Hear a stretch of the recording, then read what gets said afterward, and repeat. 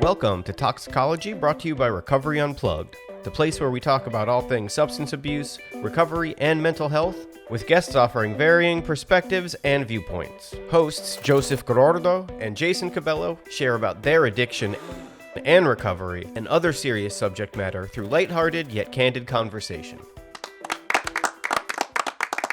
We're going to start 1, 2, 3, go. 1, 2, 3, shoot. Okay, ready? 1, 2, 3, shoot.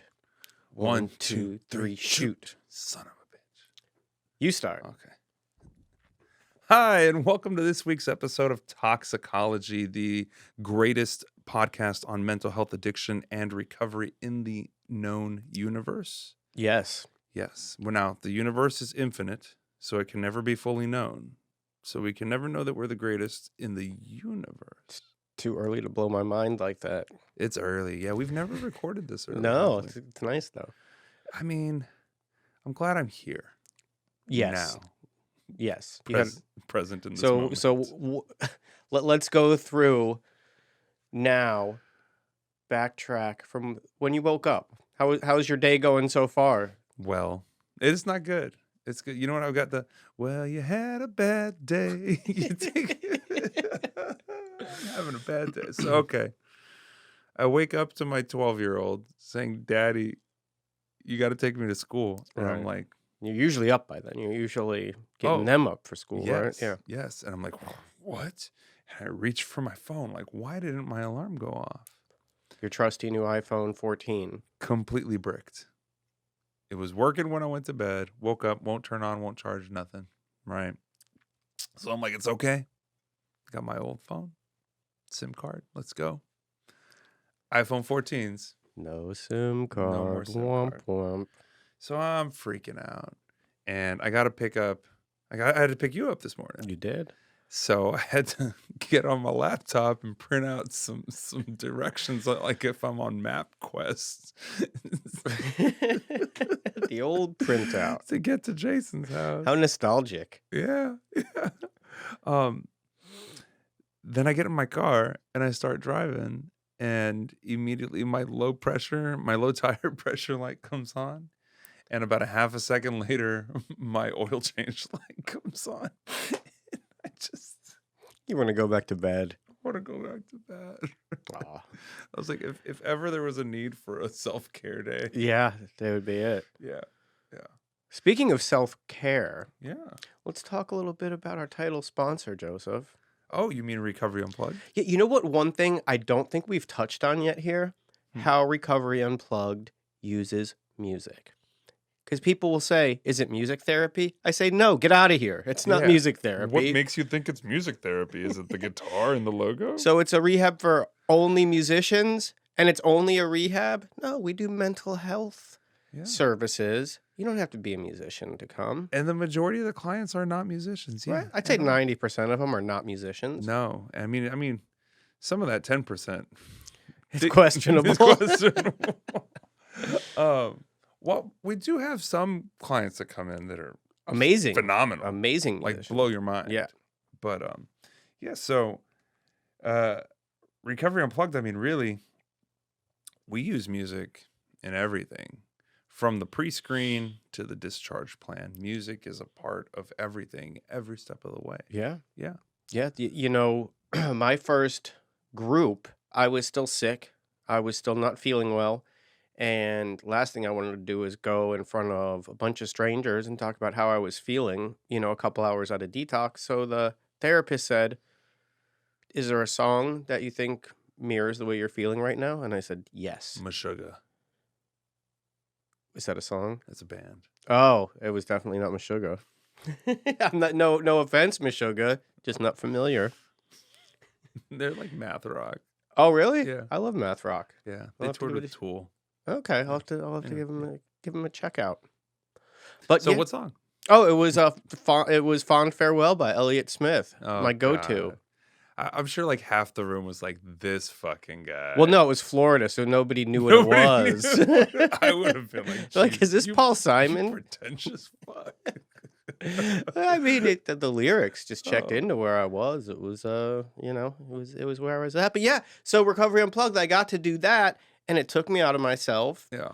got me involved, and I was in. And Did, then did I ever tell you the story of the moment I decided to work at Recovery Unplugged?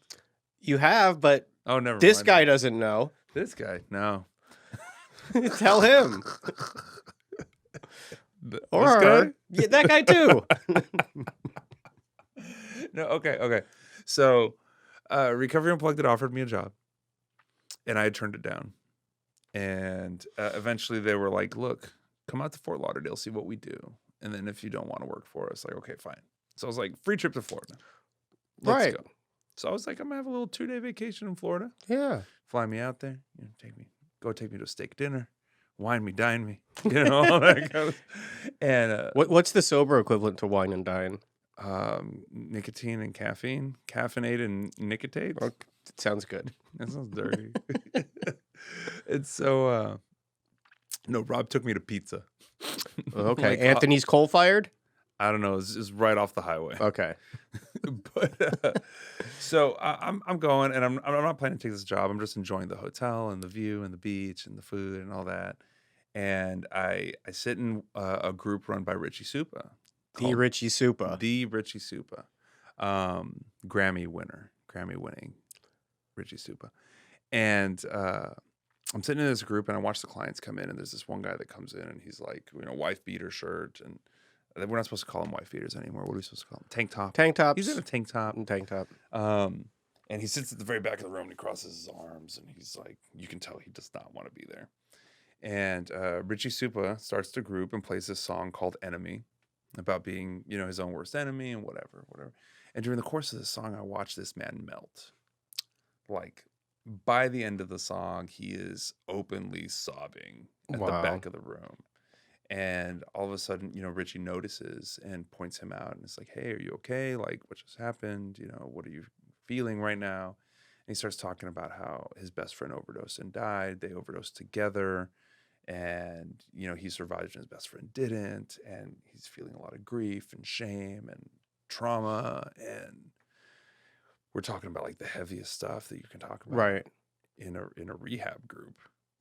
And it's with the dude who had no intention of sharing anything. That was incredible. It's not uncommon either. No. Like I've seen it happen, when I was a client there, and then I was at tech for a long time, so I would see these things happen all the time, and you might even say music makes the difference. So let me ask you a question, Jason. Oh, spouse supporters is what you call Spouse. partner supporters. Yeah, Jason, if I were to ask you, I know this is hard because we've had thousands and thousands of clients come through Recovery Unplugged. right. But if you could pick one person as your favorite client you ever had at Recovery Unplugged, who would it be? I don't know. It's a tough one. It's like choosing between my children. It's a trick question. HIPAA. Oh. Wow, if you would have got me, we would have had to do some heavy Get editing. you fired right now. Wow. That was a shitty thing to do on On your birthday. On my birthday. It's Jason's birthday. Try to get me fired. October 4th. Yeah. It's the 4th, right? Yeah. It is. I don't know. My phone's not working. Oh, I yeah. don't know what day it is. Yeah, 48, man. Who would have thunk it? Ryan Spencer's birthday is on Thursday. Is it? Yeah. We should have a pizza party. Or not. Or not. We're having a Whataburger party tomorrow. Oh, okay. Yeah. Thanks for the invite. Appreciate it. You're invited. Okay. Oh, that's the official? Okay. Yeah. You heard it here first, folks. Come by. We're doing a town hall. Okay. Yeah. All right. Sounds good. I'm out of banter. That's a moment of silence there. Okay. I think we're still a little... we got a little banter. So let's talk about, we started talking about when you came to pick me up at the house, and between my stupid dogs going crazy. Oh my God, your dogs. I know. Music soundtracks. Yes. Yeah. Well, we were talking, I was commenting on your DVD collection. My DVD collection. And I noticed you had The Life Aquatic by Wes Anderson, which is one of my all-time favorite movies. Samesies. Yeah. And you actually saw the dude perform. Yeah, Sue George. Yeah. Amazing. Wait, sober, not sober? Yeah, newly clean. Yeah. I probably had about 6 months. My friend Jamie Rysick, amazing tattoo artist, 2-Bit Jamie. He's the guy who's responsible for most of my tattoos. The job stoppers. Yeah, he's always been a big supporter of mine. Even when I was out there using, he was one of those friends who was always like, if you want to get your shit together, I'm here for you. Yeah. So and he took me to go see them, and it was amazing. So in early recovery, I remember crying all the time. So my question is, did you cry? I did not cry. Oh, No, it was very good, but I didn't cry. see, I feel like I would have cried. Yeah, Yeah. it was definitely yeah, no, I don't think I did. But I remember the first time I cried at seeing live music after getting clean, and it was Ooh. amazing.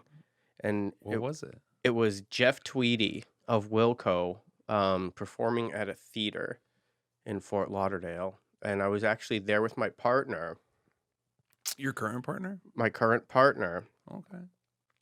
who is our guest today. Yes. Your partner is our guest today. Yeah, so it's gonna be my worlds are colliding.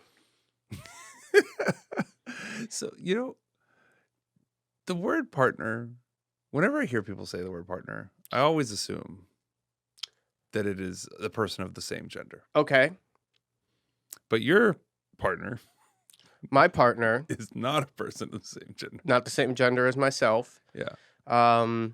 Yeah, I think, yeah. So growing up when I did, that wasn't even a thing. Calling somebody a partner. Partner. I don't even remember when that started. And then yes, it was usually same sex, same gender couples that you'd hear it from. And then I think, if I'm not mistaken, allies started using it to kind of, as just a way to say, Like person you're committed to. I think it's also coinciding with the decline of marriage in the United States. yeah, That people just say partner. Like, okay, not my boyfriend, not my girlfriend, just my partner. my partner. Howdy, partner. Partner. But, so I guess without further ado, Let's bring on our guest. She is a person in recovery. She is a supporting partner to Mr. Jason Cabela. very supportive. She is an amazing graphic designer, techie whiz. All Anything creative that's done with a computer or a phone, mhm. she can do. Incredible. Man, she should start an Instagram and be an influencer. She should. But anyway, without any further ado, let's welcome Ms. Gabi Delgado. Poof. Poof. Oh, Jason. Your magical skills never cease to amaze me, Jason. Right? Absolutely. Thank you. Appreciate that. Appreciate the compliment. Well, Gabi, welcome to the show. Thank you for being here. Thanks for having me. A long-time listener, first-time caller.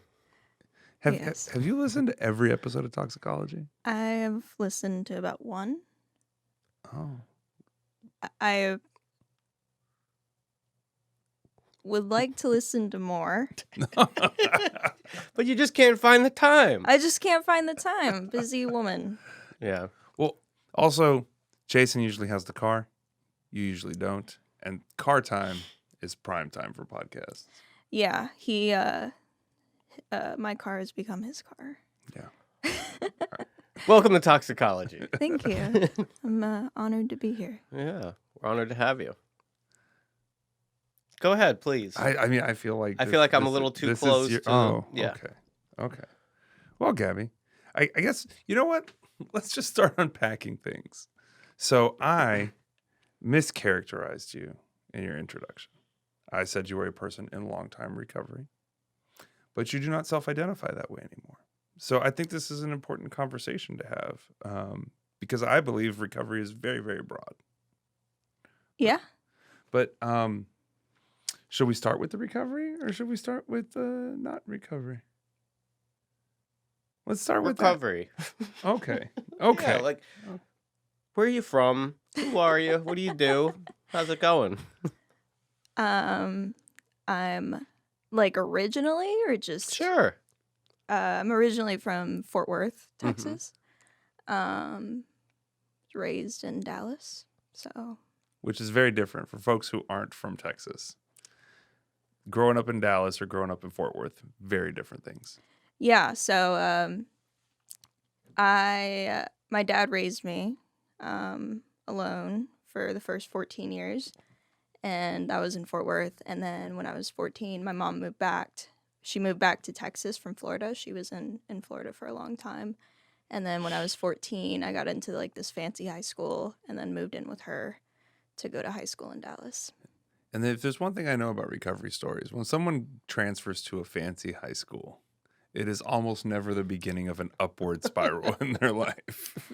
Yeah, it wasn't great. It was a school for talented and gifted kids, a magnet school. They only accepted 60 people a year from all over Texas, and so it was like a very competitive sort of thing. And so like I had to take several tests to get in. I had to have this really big portfolio of like different projects that I did throughout the year to like help the community. Like it was intense. Now, when you were a kid, was GT still the language that they used for that kind of stuff? Like gifted and talented programs? They didn't use GT. What a way to make the other kids feel like shit. No, Like, I mean, here are the gifted and talented kids. when I was in school, and here are it was- the not gifted and talented kids. Well, they don't call it GT anymore. Right. Like my kids do Quest, and that's like What's smart. Quest? Yeah. Quest is like project-based learning, like self-guided project-based learning. But Okay.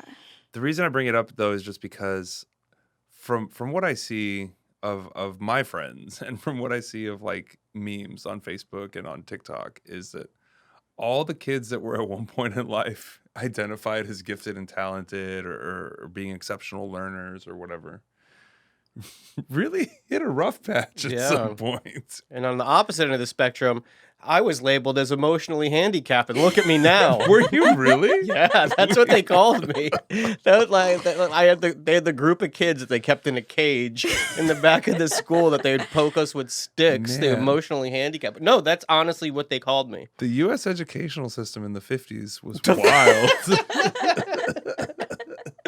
Yeah, but yeah, emotionally handicapped. Can you believe that? And they Yeah. wonder why, like, we had self-esteem issues. Yeah. So you're in this high school, I'm assuming high pressure environment, right? Yeah, it was super high pressure. I mean, my freshman year, I was taking all AP classes. Yeah. And if, like they start prepping you for college Yeah. as soon as you get in. Like Mhm. you're visiting schools, you're talking to different people. And yeah, it was definitely a change of environment because before that, I also I went to a small school all my life. I went to a Roman Catholic school from the age of 4. What kind of until, nuns or priests did they have? Roman Catholic nuns and priests. They But would. they're usually like sects or orders within the nuns. I don't know. It's fine. I don't know what kind of sex they were, but Sects. Sec with a T. yes, with Sorry. a T. I just want to clarify that. Casual sects. Fellow Catholic school kid here. Just Yeah. I'm curious. Yeah, it was rough. Yeah. I used to in the 4th grade. I had a nun as a teacher, Sister Teresa. I love her. I also had a sister Teresa. Really? Yeah. Seems like a pretty common name It's- among sisters. Yeah, I think you get like a nun name Yeah. when you become a nun. I think so too. Yeah. A lot of Teresas. Yeah. She used to. So it was the same 20 kids Uh-huh. from pre-K until 8th grade. I Ooh. graduated with the same Yeah. class. And in the Sister Teresa, she had all of our desks in a straight line, so that we couldn't be next to each other. Yeah. Like they were all in a spaced out Yeah. line, so she could see every single Yeah. one of us. Yeah. And it was absolute quiet all the time. And if she used to say to this one boy, and I always felt so bad for him, she would go, Lorenzo. She was from Ireland, by the way. Oh, let's hear the accent. No, I can't do it. Come No. on. I don't want to offend She's anyone. gonna get canceled. She'd be, you're slow as molasses in the winter time. And like just be so mean to everyone, would hit us with rulers. And I used to hold my pencil weird. She would come by and like grab it out of my hand real quick and be like, "Why are you holding your pencil like a cave person?" And she was Oh, Sister Teresa. So what I'm hearing you say though is that like you were always in an environment where high stress, high pressure, high expectations, and also, I mean, almost as, like, I mean, in Catholic schools, right? Like this need to like conform. Like you have to hold your pencil this way, and you Mhm. cannot be as slow as molasses in the wintertime. Yeah. Right. Okay. So what started to happen once you got to this high school? Because I assume that just took it to another level. Yeah, so that was just a lot of transition in my life. I mean, I went from that school in Fort Worth, this teeny tiny school, to this really high pressure school in Dallas. And I also, for the first time, was living with my mom. So it was just like um, a lot of change for a Yeah. 14-year-old, I think. Turmoil. Yeah, there was some turmoil. I mean, my dad, he was upset that I lived with my mom, like that I was gonna move. He Yeah. was really That upset you with me. chose her over Yeah. him. Yeah. So it was a lot of back and forth between us. It was a lot of like weird, strained relationship stuff, and like trying to figure out when I was gonna visit him, um, and then also like going to the school for the first Yeah. time, which was terrifying. So how did you cope with all that? I did I mean, like, I did pretty well academically, but I had a really, really hard time making any sort of friendships or lasting relationships. I am, like, severely antisocial, and, especially at that time, I have this, like, really, really cute little thing called, like, depression, Oh, and so where'd you get that? generations of women. Um, uh, so I was like, I had a really hard time. And then also on top of that, this is a whole thing. So I was like morbidly obese growing up, like my whole Really? life. Yeah. This I did not know. I was, I'm and not Jason's agreeing with ready to you. I'm not. chime I'm not in, like, agreeing. I'm yeah. not agreeing. like they took me to doctors and stuff. Oh, wow. Like I was a Yeah. big girl, and then and I had like a lot of self-esteem issues because of that. Yeah. And then in like the 6th, 7th grade, I started abusing laxatives Oh. to like start to slim down. Would you say that was your first form of like substance abuse? Yes. Okay. I was taking them probably 5 or 6 a day. Wow. And would take them until I just vomited. Like I was just but I started to lose weight. Yeah. And I started to like I hit puberty, and then I like was taking the laxatives, and then It's a winning combination. Yeah. Because you stretch out in puberty. yeah, it was like Yeah. and then in high school, like this had never happened to me before. Boys started noticing me, and I like did not know how to cope with that. I didn't know how to cope with like being looked at. It wasn't like this self-esteem booster for you. No. Yeah. I just didn't know how to handle it. Yeah. And so on top of, all this stress and stuff, I started to I just wasn't coping well. I started cutting myself as a form of like tension release because I was just so tense all the time.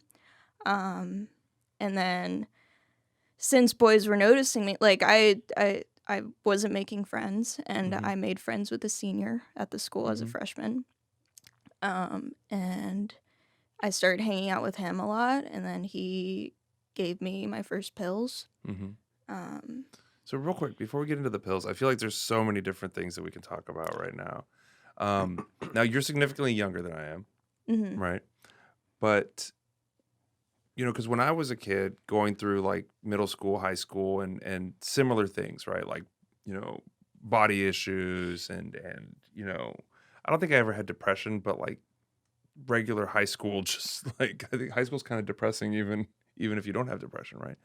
But I know that when I was going through all that, we did not have language to identify it. Not at that age, right? Like we didn't talk about mental health and depression and anxiety the way we do today. So like when you were going through all this stuff, like did you have any kind of language? Did you have any kind of understanding? Was this stuff that was talked about yet when you were in high school? Well, it was and it wasn't. Mm-hmm. Because of the type of school that I was in, it was just like expected that these kids could handle that amount of pressure. And even though like I had a best friend in high school and she has had some like serious depression herself, and she was self-harming for a really long time, and it all just sort of, it's kind of went ignored. Yeah. Like they would like understand like, oh, she's going through a hard time, like don't be so tough on her today. But they never really like extended a hand Yeah. other than send me to the school counselor who was like, I have trauma around that counselor. I fucking hated him. I hated him so much. He was so demeaning. Why? What happened? Yeah, well, I mean, let's, like, okay, you hate him, but like, yeah, what was the support he gave you? What was the one that sent you over the edge with him? It wasn't it was just a culmination of things, but it was like I started cutting, and it was like I started like bleeding through my shirts throughout the day. And So they knew you were cutting. they knew I was cutting, and so their solution was sending me to this counselor, and I had to go to like the basement in the school, and it was weird. And he was like, so why are you sad? And I was like, it's just, like I would tell him why I was upset and like why I was not feeling great, and he'd be like, and I was like tell him that I had self-esteem issues, and he'd be like, but you're not fat. Shit. Yeah. And I was like, okay, he was like, how about you try like putting rubber bands on your wrists, and then like, and I was like, you're not helping. Yeah. Like, and they made me go like once a week, Yeah. and they took me out of class, Yeah. which for that school, if you were taken out of class, you failed. Yeah. Like it was. You're probably feeling shame. Your peers are seeing you get taken out of class. Exactly. Right. You already feel awkward. I was like, And this guy's kind of condescending. He was condescending. It was hurting my grades being taken out of class. Like it was embarrassing to have to go down there. It was just a whole thing. But also I was raised in a Mexican family, and so as far as like mental health and stuff, that's just not something that's like talked about. We don't talk about it. Mm-mm. Yeah. I think I've mentioned on the show before, like I went to rehab at least half a dozen times. My mother attended not one family program because, right, we don't talk about that stuff at home. Yeah. Why are we going to talk about it in public? Good point. Yeah. So was this around the time you started using substances? I mean, stronger than the laxatives. Yeah. Senior boy, pills. So you like older guys? I have always had an affinity for older gentlemen. My first crush was actually Christoph Waltz. I have no idea who that is. From Inglourious Bastards. Oh, really? The older man who speaks multiple languages. Yeah, him. Really? He was my screensaver when I was in the 6th grade. What was he in when you were in the 6th grade? Inglourious Bastards. Oh my god! I just feel so old now. I was sober already when that movie came out. Yeah. Sorry. So okay, so you're dating the senior. He introduced you to the pills. What kind I didn't date him. Okay. Just to clarify. Okay, sorry. Yes. So what kind of pills are we talking here? So the first thing I ever took was hydrocodone 10s. All right. And he gave me 4 of them at a mall in Dallas. That's a party. You took all 4 at the same time? Mhm. Was that the best day of your life? Or did you get sick? Because I know those can be a little rough on the tummy. It was a really surreal type of experience. I didn't get sick. I wasn't someone who threw up on drugs ever. Mhm. I'm very proud of that. Yeah. Jason. Question. Sorry. mhm. All the stores in the mall. Which one was the most pleasant, and which one was the most unpleasant while on drugs? I did not like going in dispensers. Spencer's. Oh, I mean, Spencer's is unpleasant. It was, yeah, it was, like, all the teenage kids wanted to go in there. I hated it. Well, wasn't your go-to when you were getting high Target? That's later down the line. Okay, We'll get okay, there. sorry. I We'll didn't mean to get there. skip ahead to Target. So, what was a fun store to be on? I loved the bookstore Yes. because they would have, like, it was very quiet Yes. and it was calm. Yes. And they would have, like, little toys that you could just, like, sort of play with. And that was my favorite. Nice. So that was the feeling that you liked about being high, was quiet, calm. Quiet. Put your head at sort of a like an even keel level, and Yeah, I get overstimulated very easily. So if there's too much noise, too much talking, too much stress, like I go into panic mode. How is this for you right now? It's not bad because it's just you Yeah, two. So okay. if there were like more than 2 people, I would be panicking. there's dozens of listeners. They're imaginary. Okay. They're in my head. So, okay, so you start experimenting with the pills. You decide you like the pills. Yeah, yeah, I liked them. I mean, like, I honestly, when I first took them, I was like, I don't understand what all the hype's about. Right. Because I just felt kind of tired. I felt kind of like dizzy. Mhm. And I was like, this isn't as great as he said it was. So what was the first time that you experienced that? Oh, this is what they're talking about. I don't even remember. Okay, so how did the progression go? You know, you try it one time, and then where do we go from there? I tried it one time. I wasn't a huge fan. And then shortly after that, still being concerned about my weight and my self-image, I started, because of the depression and stuff, I was sleeping a lot more. I was falling behind in school.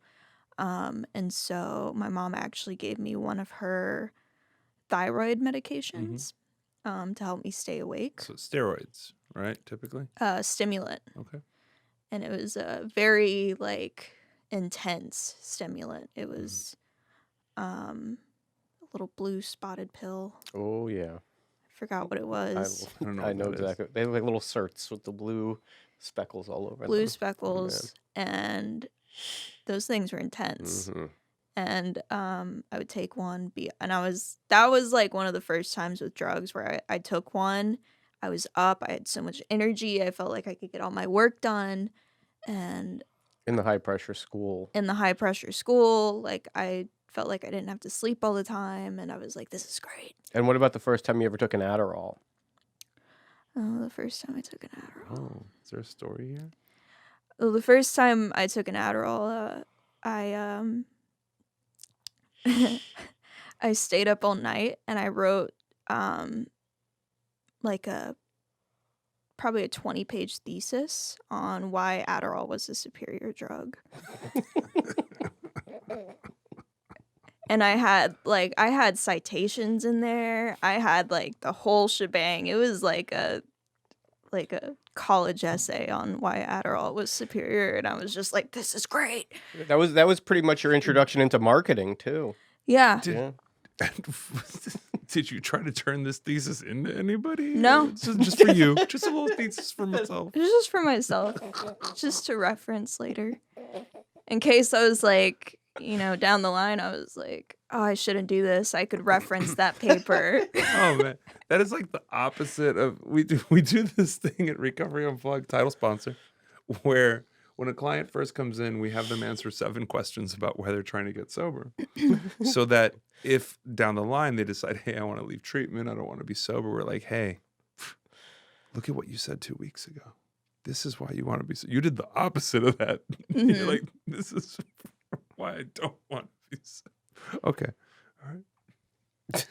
Sorry.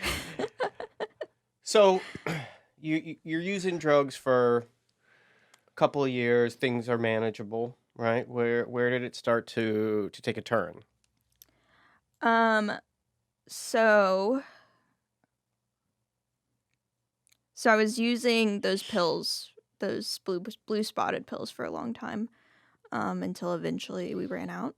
And so that after I ran out of those, I went back to, because it was detoxing from those like little stimulants where it was hard. Like I felt like my head was screaming.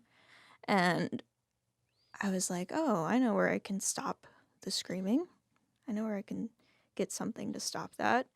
So I went back to that friend who gave me the hydrocodone and got more. In my and- head, his name is Chad. No. I don't know if No, we don't want to say his name. Okay. We're going to call him Chad. He was not Chad. He was Lorenzo. he had a very weird name. It was, yeah, but yeah. And so yeah, I like my first real addiction besides the stimulants was hydrocodone. After my freshman year, I got a boyfriend who lived with his grandparents. His grandfather had terminal brain cancer and was also a Jehovah's Witness, and so he got hydrocodone in the 90 counts and didn't use them because he didn't believe in them. But he would still fill the script. He would still fill it. He was just I don't know. Okay. Probably because he kept seeing that they were disappearing and then being like, oh, I should probably get more. Somebody's using them. But yeah, so after I stayed with that boyfriend for a long time, and he would just give me the whole script every time. So those run out. You start progressing, right? And then at what point was it starting to become a real problem? It only took like a year for me to get like from like, oh, I'm just a normal little kid to like really bad. It was my sophomore year of high school, where I first did heroin for the first time. At that point, I was also mixing a lot of drugs. I was mixing hydrocodone and codeine and oxy and tramadol, and I was like Just whatever. making concoctions Yeah. myself. And it was the beginning of my sophomore year where I first OD'd. And I OD'd in the middle of my world geography class. And it was very traumatic for everyone who watched me OD. I'm sure. I could imagine. Yeah. And then did your parents start sending you to treatment at this point, or? Yes. Yeah. Yeah. After I was 15, after that OD, I stayed in the hospital for about a week. And then immediately after, they sent me to my first drug treatment. It was an outpatient center for like troubled kids. And like I did not feel like I fit in there at all because I was the only one who had a drug problem. The rest of them were just like behavior issues. Lots of rubber band snapping. And Yeah, and I was like, you guys are lame. So let's fast forward a little bit because I mean we're here. We all did a lot of drugs. We Yeah. all had a problem stopping. There was one night with you and your mom that I know about where things kind of got really drastic. If you want to talk about that one. Yeah, so I think I know what you're referring to. Okay. Yeah, so did drugs for a long time. Things got really messy. I OD'd a bunch of times. I think 3 in total, not a bunch. 3 times. Yeah, it's That's more than the average alright. person. Yeah. 3 before like the age of 17. So it was like That's pretty significant. Yeah. yeah. I dropped out of high school. I had to because I got what's it called? 50. Whenever you get detained and then have to go to a hospital. Oh, 5150? 5150'd. I got 5150'd in the middle of class. So World geography again? no, I think it was an English class this time. Mix it up a little. No, it was actually my academic decathlon class. She was a mathlete. I was a mathlete. That's how I got my letterman. No. Okay. But so I had to drop out of high school. I was living with my mom's coworker, who was a teacher, a middle school teacher. And this coworker was drugging me on a daily basis. Xanax. And so I would wake up, she would give me 2. After work, she would come back, give me another 2 to go to sleep. She would give me 2. So I was just completely, oops. She's just like keeping you there, like sedated at home. Mm-hmm. So I stayed with her for about a month, maybe a couple weeks, maybe not even a whole month. And my mom was really concerned because she was a middle school teacher and they had just, cops had gotten called to her school because it was said that she had tried to buy cocaine off of a middle schooler. And so my mom was super concerned about me, obviously. And she came to her apartment to pick me up. And she had to coax you out of there. It wasn't like you were just willingly going. She had to tell you that your dog was sick and that you had to take it to the vet. Yeah. So I have a little chihuahua back with my mom, and he's the love of my life. And that's the only way that she could get me out of that apartment was saying that he was really sick and I needed to come see him and take him to the vet. And I was in such a state of unawareness for the past few weeks, like taking 6 Xanax a day. I just didn't know where I was. I didn't know who I was. Yeah. And she coaxed me out and started questioning me and saying, like, are you on drugs? And I'd be like, no, I'm not on drugs. I'm not on drugs. It was more like, no. Yeah, it was, no, Mom, shut up. Why do you think I'm on drugs? Sorry. And it was like this whole huge fight, this blowout fight. I got home, my stepdad was there, and he was pissed the fuck off. Like, he was mad. And he was like, my mom was like, if you're not on drugs, I'm going to drug test you right now. And I was like, I'm not taking a fucking drug test. And then my stepdad grabbed my bag from off my shoulder and started like emptying it out on the table, and my needles were in there, and he saw the needles and he flipped out. Not his normal demeanor. This man does not flip out. Yeah, he doesn't flip out. So he was screaming at me, saying like, I've been such a bitch lately, like, like calling me things, like, he was throwing, like, he pushed this vase off of a table, like, it was very bad fight. And I was just like so out of it.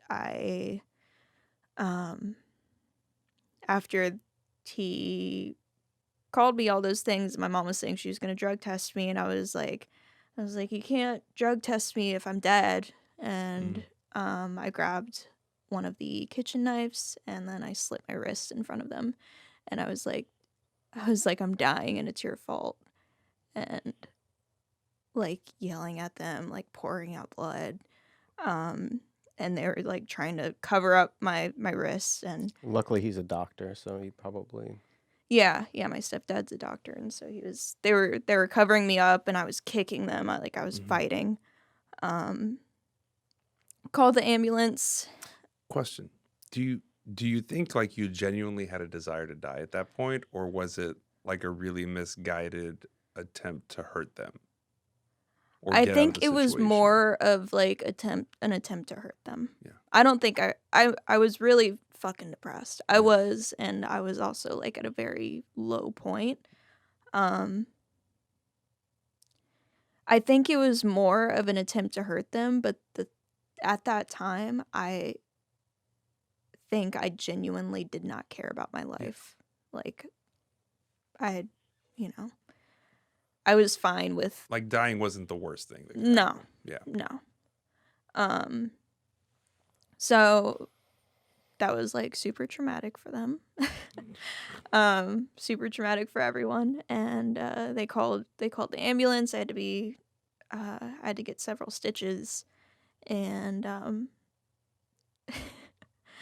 I like in the hospital as they were stitching me up, I forgot what happened. I said they were too tight or something, and I was like, they were uncomfortable, and so I ripped the stitches out and called the doctor a C word. Oh.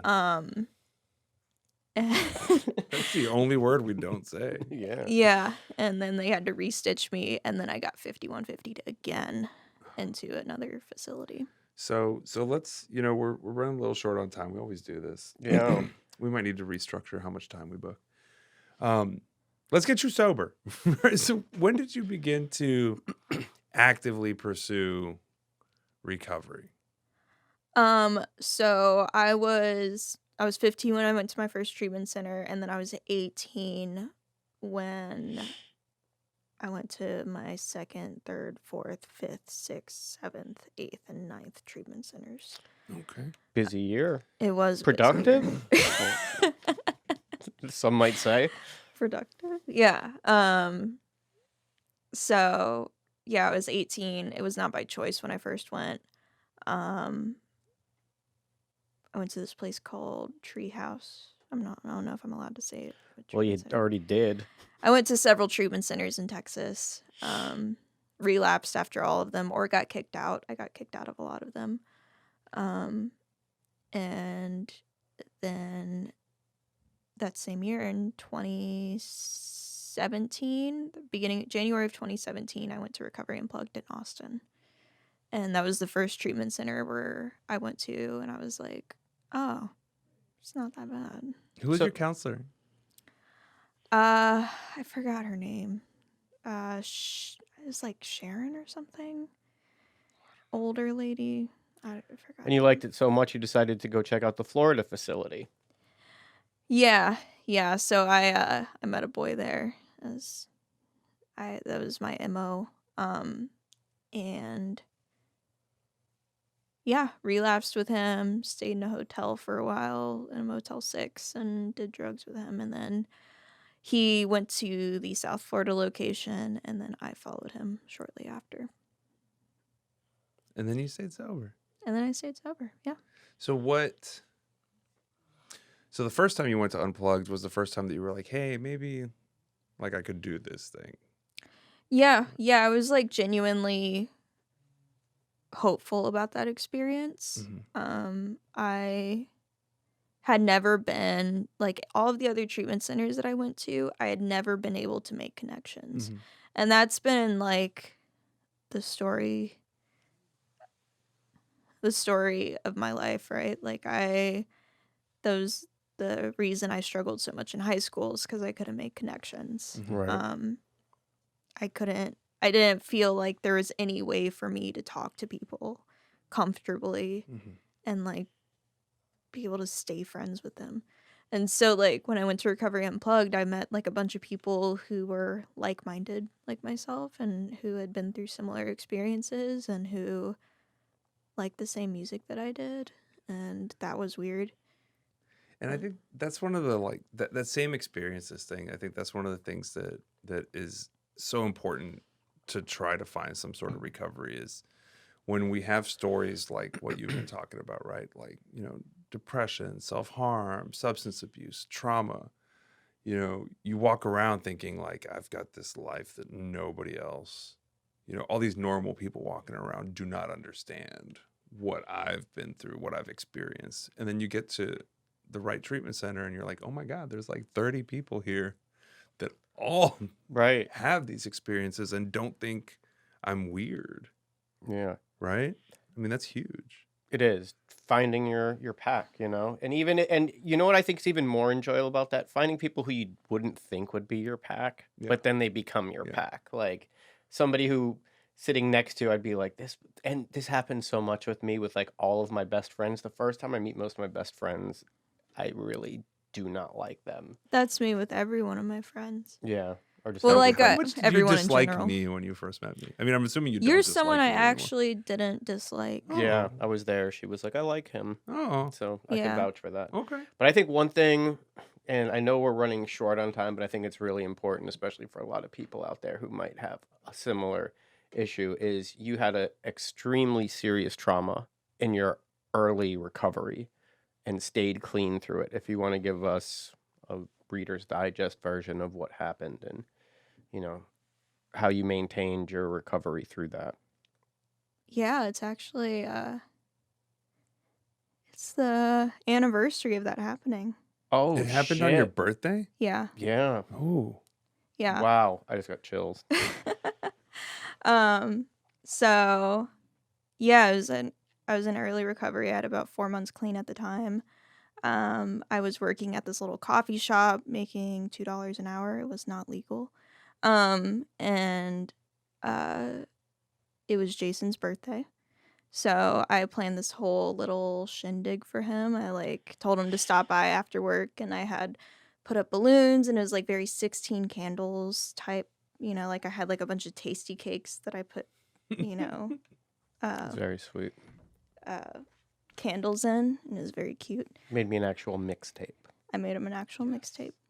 Um so that happened. It was great.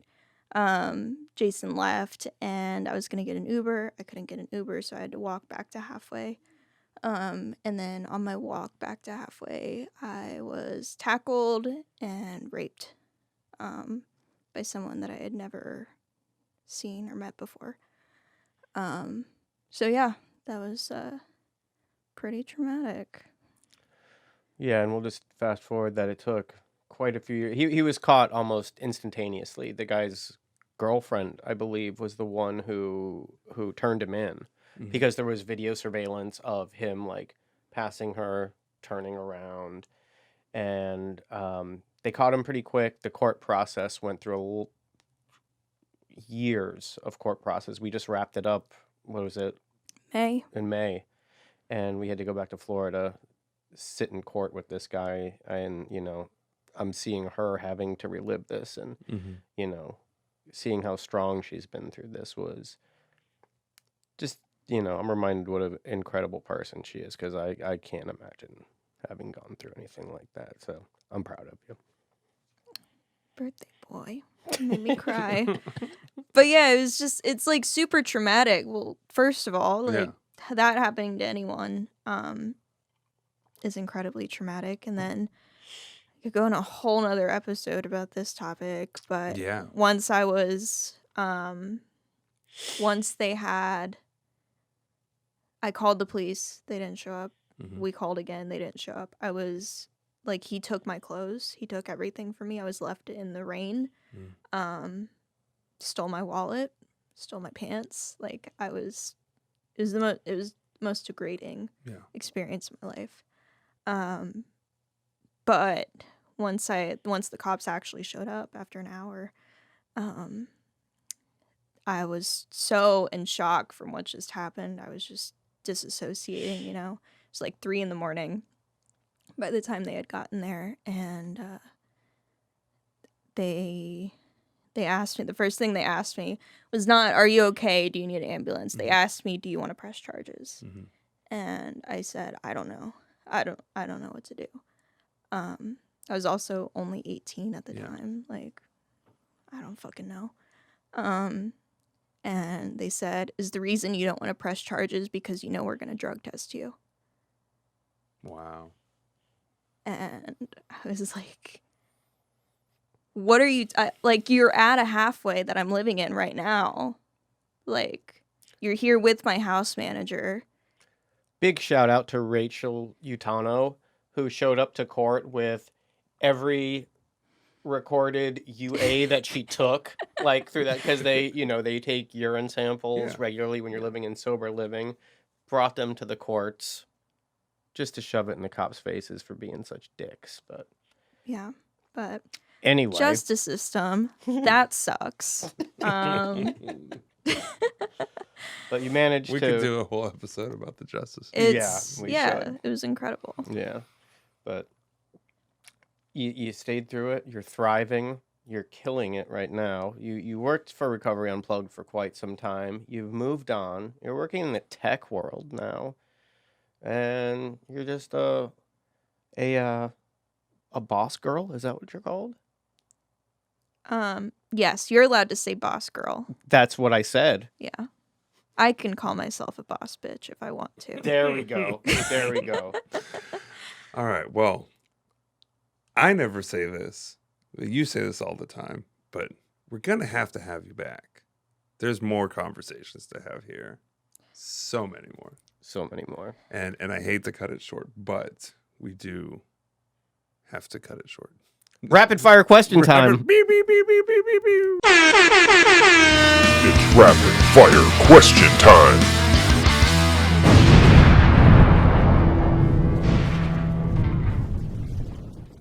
Oh, I get to start Yeah, this yeah, one? yeah. Okay.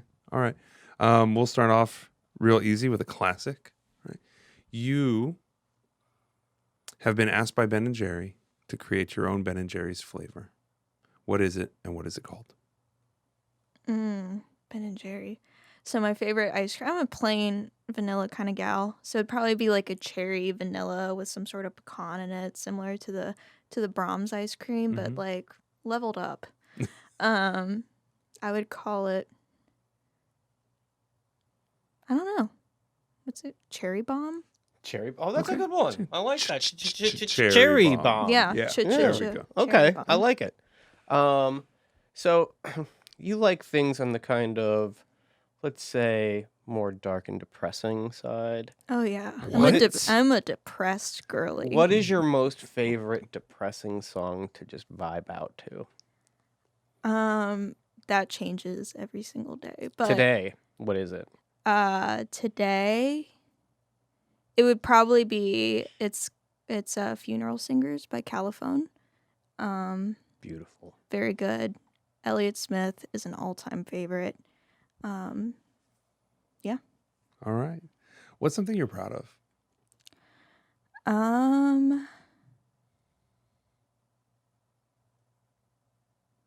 Shit. Stumped her. I don't know what I'm proud of, Joseph. No, I'm proud of Bando. I like him. Bando is their small chihuahua that wears a diaper and has an earlobe fetish. Yeah. She's very proud of the diaper dog. Yeah. Well, I felt a lot of similarities to him because he's very shy and timid, and he's really come out of his shell, so I'm proud of him. Okay, so we were talking earlier back at the house about French fries. Yes. One of Gabby's favorite all-time food is French fries. What is the best way to enjoy a French fry? Curly. Next question. Okay, we got one more question. One more. One more question. I don't know. Okay. All right. We are transporting humanity to Mars because we've destroyed the planet, and you are about to make the trip, and you get to pick one person, living or dead, to make that trip with you. Who do you take? David Bowie. Excellent. No pressure. None taken. Oh, of course, Jason. Jason. He's getting up there in years. He might not survive the trip. But imagine David Bowie singing Life on Mars as you're going to Mars. I could sing Life on Mars too, you know. Anyway. I think I'd just get annoyed eventually of David Bowie. You know? Let's smoke cigarettes. All right, Gabby. Before we sign off, we're going to give you one opportunity to kind of say whatever you'd like to our dozens of listeners.